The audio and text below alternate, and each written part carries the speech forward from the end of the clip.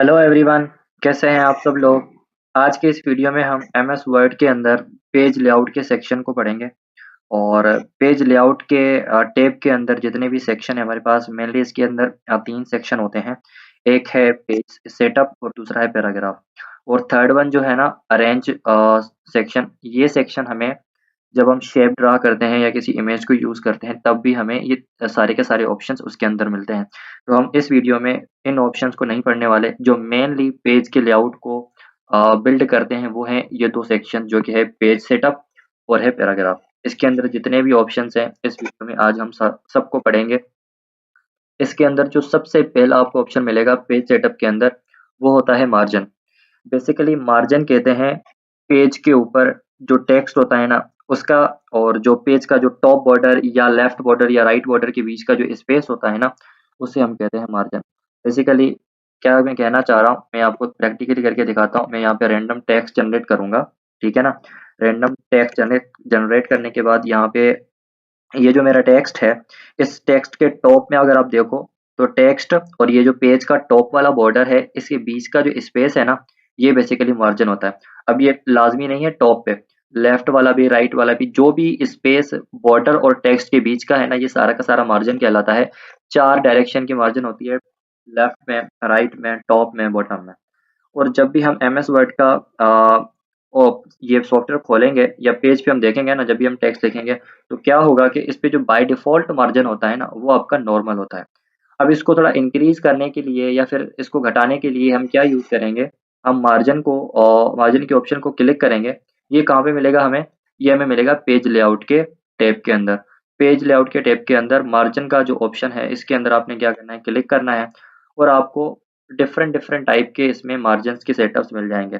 जैसे by default होता है नॉर्मल, हम नैरो भी यूज कर सकते हैं, मॉडरेट भी यूज कर सकते हैं, वाइड भी यूज कर सकते हैं, मिरर्ड भी यूज कर सकते हैं। नैरो में क्या होगा कि जो हमारी मार्जिन ऑलरेडी बिल्ड है, ऑलरेडी बनाई गई है, इसको थोड़ा ये हाफ कर देगा। लाइक क्या होगा कि इसका, जैसे नॉर्मल में देखो ना, टॉप पे 1 है तो ये नैरो पे क्या कर देगा, 0.5 कर देगा। लेफ्ट में नॉर्मल के अंदर 1 है तो सब पे 0.5 कम कर देगा। जैसे ही मैं ये वाला ऑप्शन यहाँ पे चूज करूंगा और उसको इम्प्लीमेंट करूंगा तो क्या होगा, यहाँ पे जो मार्जिन बहुत ज्यादा हो रही थी अब वो कम हो गई है।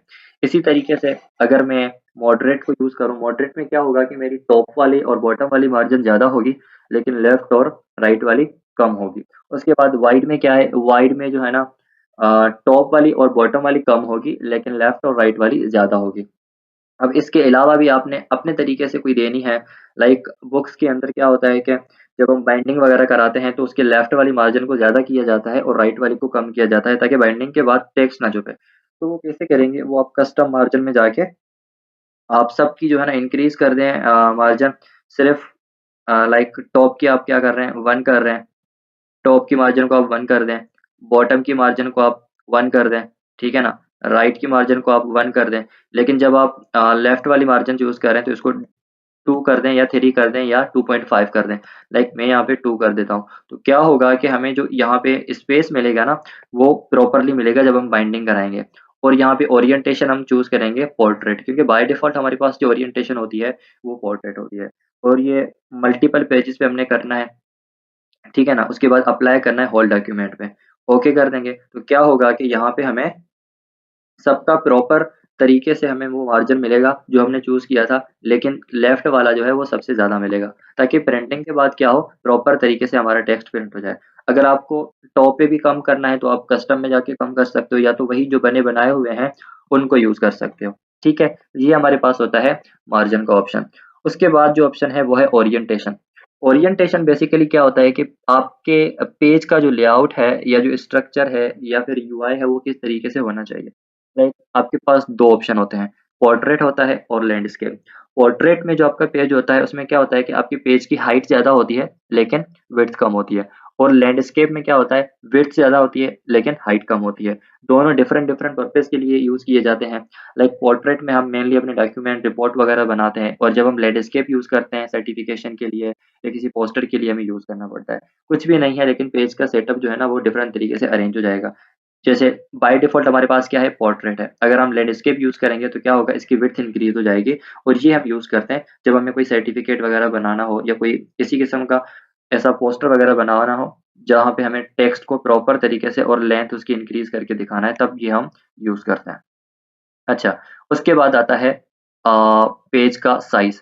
पेज का साइज़ इसमें भी ये होता है कि भई आपके पेज का साइज़ किस तरीके से होना चाहिए, उसमें मार्जिन क्या होना चाहिए, फिर उसमें कितने वर्ड्स आने चाहिए, इस तरीके से पेज का साइज़ होता है। और यहाँ पे मल्टीपल पेज के साइज़ेज़ हैं, लेकिन मोस्ट ऑफ द टाइम आप क्या यूज़ करते हो, A4 साइज़ यूज़ करते हो, क्योंकि जब आप इसको प्रिंट कराने जाओगे तो हमारे यहाँ most of the time print होता है A4 पेज पे। जब भी आप अपना डॉक्यूमेंट बनाओगे जो कि आपको प्रिंट करवाना है, तो आप A4 पेज साइज सेलेक्ट करके उसके बाद अपना डॉक्यूमेंट प्रिपेयर करें। प्रिंटिंग के बाद आपको प्रॉपर तरीके से दिखाई देगा। ठीक है, मार्जिन, उसके बाद ओरिएंटेशन और उसके बाद साइज। और फोर्थ जो ऑप्शन है वो ऑप्शन हमारे पास होता है कॉलम का।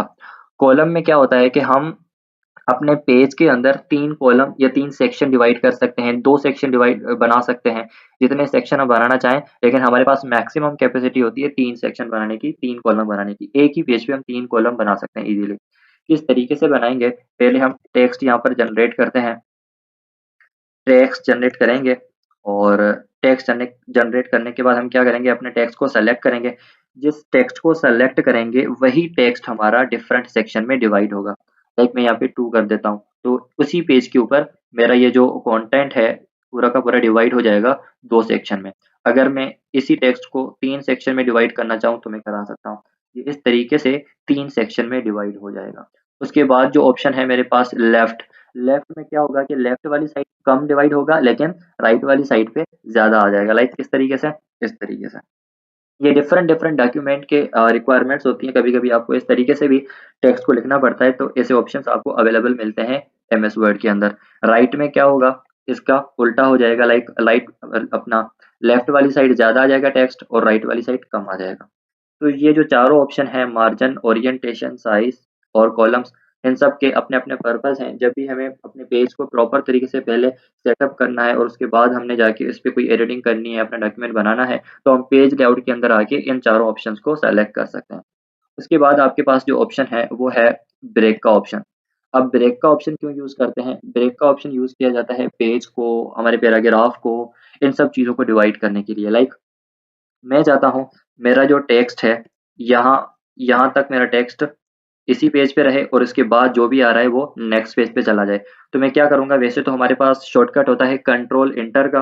कंट्रोल इंटर जैसे ही करेंगे ये टेक्स्ट नीचे चला जाएगा। अगर हमें शॉर्टकट नहीं अप्लाई करना आ रहा तो हम क्या करेंगे, पेज लेआउट में जाके ब्रेक में जाके पेज को ब्रेक कर देंगे। तो क्या होगा, ये टेक्स्ट नीचे जाके नीचे वाले पेज पे चला जाएगा। ठीक है। उसके बाद आपके पास ऑप्शन आता है इसी ब्रेक के अंदर दूसरा है कॉलम का। अब कॉलम वाले ऑप्शन को आप किस तरीके से यूज़ करोगे? इसको यूज़ करने के लिए आपने क्या करना है, पहले तो आपने कॉलम बनाना है। लाइक कॉलम कैसे बनाओगे? जिस भी टेक्स्ट को आप कॉलम में डिवाइड करना चाहते हो पहले उसको सेलेक्ट कर लो। इसको मैंने सेलेक्ट कर लिया। अब इसी को मैं पहले 2 कॉलम में डिवाइड कर देता हूँ। ठीक है ना? देखो मैंने इनको 2 कॉलम में डिवाइड कर लिया। अब यहाँ पे मेरे पास एक टेक्स्ट है, यू कैन आल्सो टाइप। मैं चाहता हूँ ये वाला जो टेक्स्ट है, यहाँ से लेके ये वाला टेक्स्ट इस कॉलम में ऐड हो जाए। तो ये किस तरीके से होगा, मैं क्या करूँगा, यहाँ पे अपना कर्सर रखूँगा और कर्सर रखने के बाद मैं पेज ब्रेक में जाके कॉलम वाले ऑप्शन को क्लिक करूँगा, तो ये क्या होगा, इस वाले कॉलम में ऐड हो जाएगा या इस वाले सेक्शन में ऐड हो जाएगा। ठीक है, इस तरीके से आप इस ऑप्शन को यूज़ करोगे। और उसके बाद टेक्स्ट रैपिंग का क्या होता है, ये मैं आपको समझाता हूँ। देखो, हमारे पास बहुत सारे पैराग्राफ यहाँ पे बने हुए हैं। अब अगर मैं इस जगह पे अपने कर्सर को रखूँ और एंटर हिट करूँ तो क्या हो रहा है कि ये लाइन एक अलग पैराग्राफ में आ रही है। देखो अलग इसका पैराग्राफ बन रहा है। अगर मैं यहाँ पे क्लिक करूँ तो इसका भी अलग से पैराग्राफ बन रहा है। देखो जैसे ही मैं एंटर हिट करता हूँ तो ये अलग नीचे आके अलग से अपना पैराग्राफ बनाता है।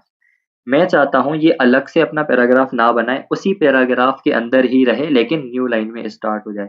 तो किस तरीके से करेंगे, हमने जहाँ पर भी उसको रैप करना है, उसको पैराग्राफ के नीचे लाना है, हम वहाँ पे कर्सर रखेंगे और कर्सर रखने के बाद हम क्या करेंगे, ब्रेक में आके टेक्स्ट रैपिंग कर देंगे। तो इससे क्या होगा कि वो उसी पैराग्राफ के अंदर होगा लेकिन न्यू लाइन से स्टार्ट होगा। इस तरीके से आप क्या कर सकते हो कि एक ही पैराग्राफ के अंदर आप मल्टीपल लाइन्स क्रिएट कर सकते हो। ठीक है ना? ये ऑप्शंस आपको समझ में आ गए।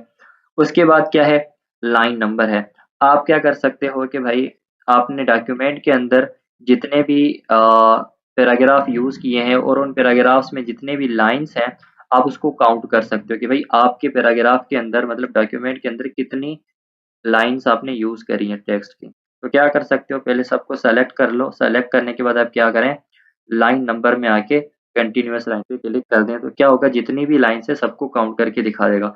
अब यहाँ पर लाइन नहीं है लेकिन फिर भी काउंटिंग दिखा रहा है क्योंकि हमने यहाँ पे स्पेसिंग दी हुई है। तो हम इसको हटा देते हैं, जैसे ही हटाएँगे तो ये यहाँ पे नंबर भी चले जाएँगे। ठीक है ना? उसके बाद क्या होता है, लाइन नंबर के बाद इसमें एक और ऑप्शन है रीस्टार्ट ईच पेज। अब होगा क्या, अगर मैं यहाँ पे इस सबको कॉपी करके पेस्ट करूँगा, तो जब ये नेक्स्ट पेज पे आएगा ना, तो नेक्स्ट पेज पे अपनी काउंटिंग को कंटिन्यू रखेगा, लाइक 40, 41, 42, यहाँ पे 39 पे खत्म हुआ था, तो यहाँ पे 40 से स्टार्ट हो रहा है। मैं चाहता हूँ जब ये नेक्स्ट पेज पे काउंटिंग करे तो वो दोबारा 1 से करे, ना कि वो 40 पे करे। तो मैं क्या करूँगा, इसको सेलेक्ट करके दोबारा लाइन नंबर में आके रीस्टार्ट ईच पेज पे क्लिक कर दूंगा। जैसे मैं क्लिक करूंगा तो देखो हर पेज पे ये अलग से काउंटिंग को स्टार्ट करेगा। इस तरीके से आप इस ऑप्शन को यूज कर सकते हो। उसके बाद हाइफेनेशन में क्या होता है, हाइफेनेशन में इस तरीके से होता है कि भाई आपका ये जो टेक्स्ट है, जहाँ पे स्पेसिंग पड़ रही होती है लेकिन वहाँ पे कोई वर्ड वगैरह यूज नहीं होता, तो हम क्या करते हैं कभी कभी हाइफन यूज कर लेते हैं। अगर आपको भी एमएस वर्ड के अंदर इस तरीके से हाइफन यूज करनी है तो क्या करें, इस पे क्लिक कर लें। जैसे ही क्लिक करेंगे उसके बाद आपके पास ऑप्शन आते हैं ऑटोमेटिक या मैनुअल, हम कहेंगे ऑटोमेटिक कर लें, तो ऑटोमेटिकली ये एडजस्ट करता है और देखता है कहाँ कहाँ पे नेसेसरी है हाइफन को यूज करना। ठीक है, ये आपका सारा का सारा ऑप्शन था किसमें, पेज सेटअप के अंदर, margin, orientation, size, column, break, line number और हाइफेनेशन का।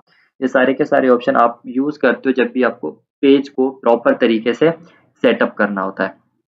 उसके बाद आपके पास ऑप्शन आता है, एक सेक्शन आता है पैराग्राफ का।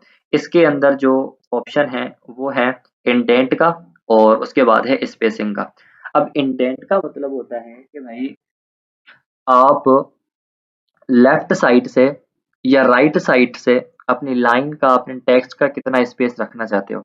जैसे लाइक अगर मैं वीडियो के पहले कर्सर रख दूं और उसके बाद में अपनी इंडेंट को लेफ्ट की साइड पे इंक्रीज कर दूं, जैसे ही इंक्रीज करता जाऊंगा तो ये देखो लेफ्ट साइड से स्पेस बढ़ता जाएगा, और जैसे ही डिक्रीज करूंगा तो ये कम होता जाएगा। उसके बाद अगर मुझे राइट में इंक्रीज करना है, तो राइट में इंक्रीज करने के लिए पहले मुझे उस टेक्स्ट को सेलेक्ट करना पड़ेगा, या तो ये क्या करेगा ऑटोमेटिकली उसको राइट में इंक्रीज करता जाएगा। देखो यहाँ पे क्या हुआ है कि राइट की साइड पे पूरा का पूरा स्पेस बढ़ गया है। इसको कम करना है तो हम क्या करेंगे, यहाँ से कम कर देंगे, वापस 0 पे रख देंगे। ठीक है, इस तरीके से आप इसको यूज कर सकते हो। अच्छा, उसके बाद क्या है स्पेसिंग। अब स्पेसिंग में क्या है कि भाई पैराग्राफ के पहले स्पेसिंग बढ़ानी है। पैराग्राफ के पहले का मतलब होता है कि ये जो पैराग्राफ है इसके ऊपर जो स्पेस है अगर इसको बढ़ाना है, तो आप क्या करोगे, बिफोर वाले ऑप्शन को क्लिक करोगे, इसमें क्या होगा सबके ऊपर से स्पेस आ जाएगा। ठीक है ना, लाइक अगर मुझे इस पैराग्राफ के ऊपर का स्पेस इंक्रीज करना है तो मैं यहाँ पे कर्सर रखूंगा और बिफोर को इंक्रीज करता जाऊंगा, तो यहाँ पे इंक्रीज होता जाएगा। ठीक है, अगर इसके नीचे मैंने इंक्रीज करना है तो मैं यहाँ पे इंक्रीज करता जाऊंगा। तो ये कौन से पैराग्राफ का स्पेस इंक्रीज डिक्रीज करता है, जहां पर आप कर्सर को रखते हो। अगर मैं यहाँ पर अपने कर्सर को रखता हूँ और उसके बाद बिफोर और आफ्टर करता हूँ, तो ये क्या करेगा, उस हिसाब से इसको एडजस्ट करेगा। तो ये आपके पेज लेआउट के अंदर सारे के सारे ऑप्शंस थे जिसको आप अपने पेज को सेटअप करने के लिए यूज कर सकते हो।